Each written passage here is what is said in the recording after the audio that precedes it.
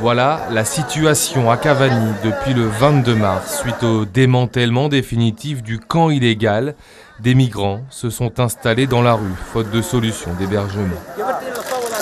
Ces personnes continuent d'arriver à Mayotte, à chaque fois clandestinement, avant de se présenter au CRA pour s'enregistrer demandeurs d'asile et d'être libérés.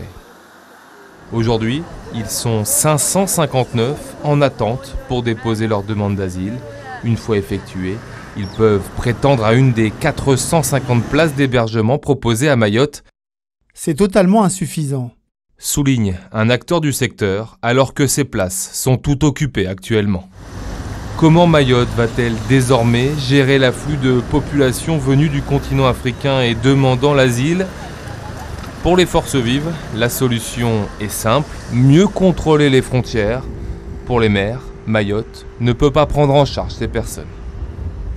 En attendant, la préfecture a pris une première décision, réquisitionner jusqu'au 31 mai le village relais de Tsunzu pour mettre à l'abri les femmes et les enfants demandeurs d'asile confrontés à des menaces graves et sérieuses.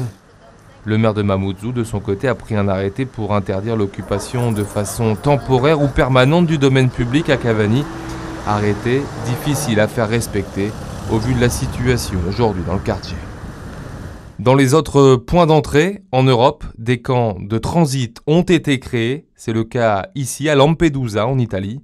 L'idée a été abordée en octobre dernier à Mayotte, nous fait savoir un acteur associatif. Faute de terrain, elle est restée sans suite. Autre alternative, celle proposée par les parlementaires du département, Estelle Youssoufa et Tani Mohamed Swali.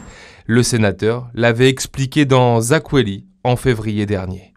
Pour que la France noue un accord avec un pays tiers, ça pourrait être Madagascar, ça pourrait être Djibouti, lorsque ça concerne Mayotte, et bien que les demandes se fassent à partir de ce pays. Sollicité, la préfecture n'a pas souhaité